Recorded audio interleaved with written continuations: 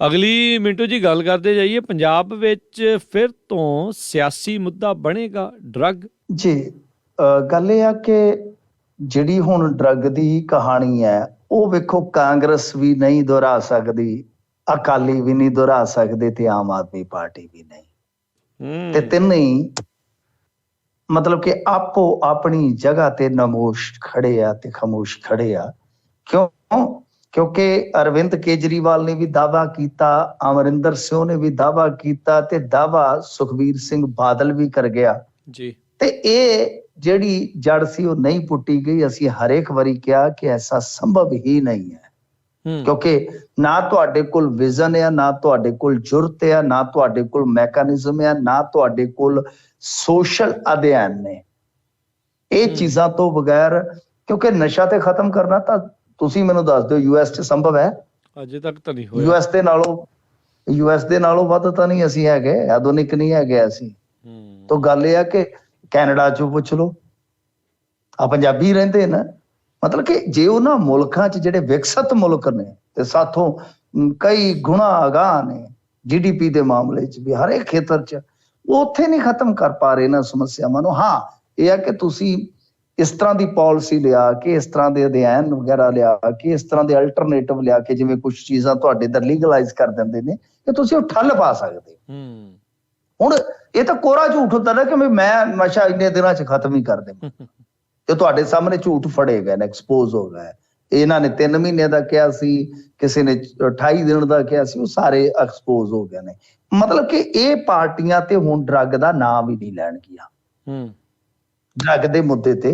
ਕਿਉਂਕਿ ਲੋਕ ਕਹਿਣਗੇ ਕਿ ਤੁਹਾਡੇ ਵਾਲੇ ਹੱਥ ਅਸੀਂ ਅਜਮਾਏ ਹੋਏ ਆ, ਇਹਨਾਂ 'ਚ ਦਮ ਨਹੀਂ ਹੈਗਾ ਜੀ। ਤਾਂ ਫਿਰ ਕਿਹੜੀ ਪਾਰਟੀ ਹੈ ਜਿਹੜੀ ਰਾਜਨੀਤੀ ਕਰ ਸਕਦੀ ਹੈ ਤੇ ਜਿਹਦੇ ਕੋਲ 5-10% ਵੋਟ ਵੀ ਹੋਏਗਾ, ਵੋਟ ਸ਼ੇਅਰ ਵੀ ਹੋਏਗਾ? ਤਾਂ ਉਹ ਆ ਭਾਜਪਾ ਤਿਆਰੀ ਕਰ ਰਹੀ ਹੈ, ਜ਼ੋਰ ਤਿਆਰੀ ਕਰ ਰਹੀ ਹੈ। ਉਹਨਾਂ ਨੇ ਤਾਂ ਵੈਸੇ ਉੱਤੇ ਵੀ ਤੁਹਾਨੂੰ ਪਤਾ ਸਦਨ 'ਚ ਖਲੋ ਕੇ ਵੀ ਕਹਿ ਦਿੱਤਾ ਕਿ ਸਾਲ 2 ਦੇ ਦਿਓ ਤੇ ਵੇਖਿਓ ਤਸੱਲੀ ਅਸੀਂ ਕਿਵੇਂ ਕਰਾਉਂਦੇ ਆ ਹੁਣ। ਤੇ ਉਹਨਾਂ ਨੇ ਤਾਂ ਜ਼ਰੂਰ ਇੱਥੋਂ ਤੱਕ ਅਧਿਕਾਰ ਦੇ ਦਿੱਤਾ BSF ਨੂੰ, ਉਹ ਪਰਚਾ ਵੀ ਪੰਜਾਬ ਪੁਲਿਸ ਨੂੰ ਨਹੀਂ ਦੇਣਗੇ। ਉਹ ਕਹਿੰਦੇ ਕਿ ਸਿੱਧਾ ਪਰਚਾ NIA ਨੂੰ ਦਿਓ ਤੁਸੀਂ, ਜੇ ਤੁਹਾਨੂੰ ਲੱਗਦਾ ਹੈ। ਮਤਲਬ ਕਿ ਕਹਾਣੀ ਇੱਥੋਂ ਤੱਕ ਚਲੇ ਗਈ ਆ। ਤਾਂ ਖੈਰ ਹੁਣ ਅੰਦਰੋਂ ਗੱਲ ਇਹ ਸੁਣ ਰਹੇ ਆ ਕਿ ਬਈ ਭਾਜਪਾ ਪੂਰੇ ਤਿਆਰੀ ਦੇ ਨਾਲ ਆਪਣੇ ਕਮਰ ਕੱਸੇ ਕੱਸ ਚੁੱਕੀ ਆ ਕਿ ਬਈ ਅਸੀਂ ਹੁਣ ਸੰਗਠਨਾਤਮਕ ਢਾਂਚਾ ਜਿਹੜਾ ਉਹ ਤਿਆਰ ਕਰ ਰਹੇ ਆ।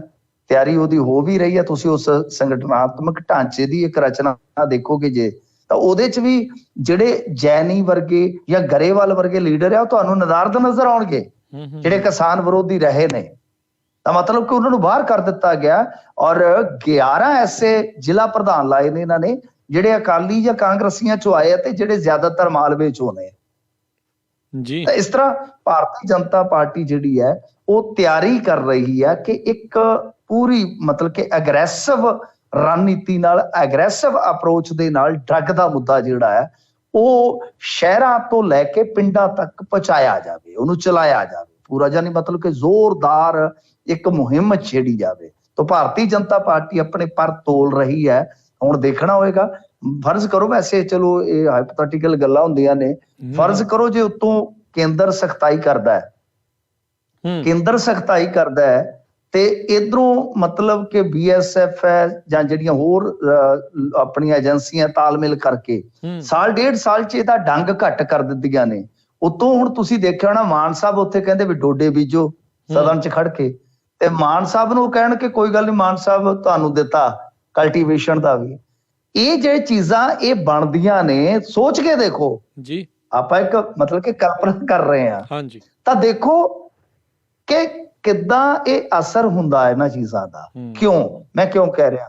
ਕਿਉਂਕਿ ਦੇਖੋ ਅਰਵਿੰਦ ਕੇਜਰੀਵਾਲ ਨੇ ਇੱਕ ਗੱਲ ਕਹੀ ਸੀ ਕਿ ਹਰੇਕ ਘਰੇਲੂ ਔਰਤ ਨੂੰ 1000 ਰੁਪਏ ਦੇਵਾਂਗੇ। ਤਾਂ ਉਸ ਚੀਜ਼ ਨੇ ਇੰਨਾ ਜ਼ਿਆਦਾ ਅਸਰ ਪਾਇਆ ਸੀਗਾ ਨਾ। ਔਰਤਾਂ ਨੇ ਕਿਹਾ ਕਿ ਸਾਨੂੰ ਹੋਰ ਕੀ ਚਾਹੀਦਾ, ਨਸ਼ਾ ਇਹਨਾਂ ਨੇ ਖਤਮ ਕਰ ਦੇਣਾ, ਨੌਕਰੀ ਇਹਨਾਂ ਨੇ ਦੇ ਦੇਣੀ ਹੈ, 1000 ਰੁਪਇਆ ਘਰੇ ਵੜੂਗਾ। ਮਤਲਬ ਕਿ ਔਰਤਾਂ ਨੇ ਏਡੀ ਧੜੱਲੇ ਨਾਲ ਵੋਟ ਕੀਤੀ ਹੈ ਨਾ ਆਮ ਆਦਮੀ ਪਾਰਟੀ ਨੂੰ, ਗੱਲ ਹੀ ਛੱਡ ਦੋ। ਸ਼ਰਾਬਬੰਦੀ ਦੀ ਮਿਸਾਲ ਲੈ ਲਓ, ਬਿਹਾਰ ਦੇ ਵਿੱਚੋਂ ਦੁਖੀ ਔਰਤਾਂ ਸੀ, ਮਰਦ ਤਾਂ ਸ਼ਰਾਬ ਪੀ ਕੇ ਮੁੱਛ ਨੂੰ ਵੱਟ ਦਿੰਦੇ ਆ ਨਾ, ਸਰੂਰ ਆਇਆ, ਤਾਂ ਉਹ ਵਿਚਾਰੀਆਂ ਭੁਗਤ ਭੋਗੀ ਸੀ। ਤੇ ਜਦੋਂ ਸ਼ਰਾਬਬੰਦੀ ਕੀਤੀ ਤਾਂ ਦੇਖ ਲਓ ਨੀਤੀਸ਼ ਕਾਮਯਾਬ ਹੋ ਗਿਆ। ਮਤਲਬ ਕਿ ਇਹਨਾਂ ਚੀਜ਼ਾਂ ਦਾ ਮੈਂ ਮਿਸਾਲੀ ਤੌਰ ਤੇ ਇਹ ਗੱਲ ਕਹਿ ਰਿਹਾ ਵਾਂ ਕਿ ਇਹਨਾਂ ਚੀਜ਼ਾਂ ਦਾ ਅਸਰ ਜਿਹੜਾ ਹੈ ਨਾ ਉਹ ਫਿਰ ਜੋ ਪਰਿਵਾਰ ਨੂੰ ਚਲਾਉਣ ਵਾਲੇ ਹੁੰਦੇ ਆ ਉਹਨਾਂ ਤੇ ਪੈਂਦਾ ਹੈ, ਜਿਹੜੇ ਭੁਗਤ ਭੋਗੀ ਹੁੰਦੇ ਉਹਨਾਂ ਤੇ ਪੈਂਦਾ। ਤਾਂ ਇਸ ਕਰਕੇ ਇਹ ਡਰੱਗ ਨੂੰ ਮਤਲਬ ਕਿ ਇੱਕ ਅਹਿਮ ਮੁੱਦਾ ਬਣਾ ਕੇ 3 ਮਹੀਨਿਆਂ ਦੇ ਵਿੱਚ ਕਹਿੰਦੇ ਆ ਕਿ ਬਈ ਜਿਹੜੇ ਵਾਅਦੇ ਕਰਨ ਵਾਲੇ ਸਨ ਤਾਂ ਉਹਨਾਂ ਦੇ ਖਿਲਾਫ ਹੁਣ ਅਸੀਂ ਮੁਹਿੰਮ ਚਲਾ ਕੇ ਤੇ ਆਪਣੇ ਆਪ ਨੂੰ ਮਜ਼ਬੂਤ ਕਰਾਂਗੇ। ਤਾਂ ਐਸਾ ਹੋ ਵੀ ਸਕਦਾ, ਯਾਨੀ ਹਾਲੇ ਤਾਂ ਆਪਾਂ ਕਲਪਨਾ ਦੇ ਲਿਹਾਜ਼ ਨਾਲ ਗੱਲ ਕਰ ਰਹੇ ਹਾਂ, ਇੱਕ ਮਤਲਬ ਕਿ ਆਪਾਂ ਇਮੇਜਿਨੇਸ਼ਨ ਕਰ ਰਹੇ ਹਾਂ ਕਿ ਏਦਾਂ ਹੋ ਸਕਦਾ, ਪਰ ਇਹ ਚੀਜ਼ਾਂ ਜਿਹੜੀਆਂ ਨੇ ਰਾਜਨੀਤੀ 'ਚ ਸੰਭਵ ਵੀ ਹੁੰਦੀਆਂ ਤੇ ਅਸੰਭਵ ਵੀ ਹੁੰਦੀਆਂ, ਦੋਨੇ ਗੁੰਜਾਇਸ਼ਾਂ ਹੁੰਦੀਆਂ।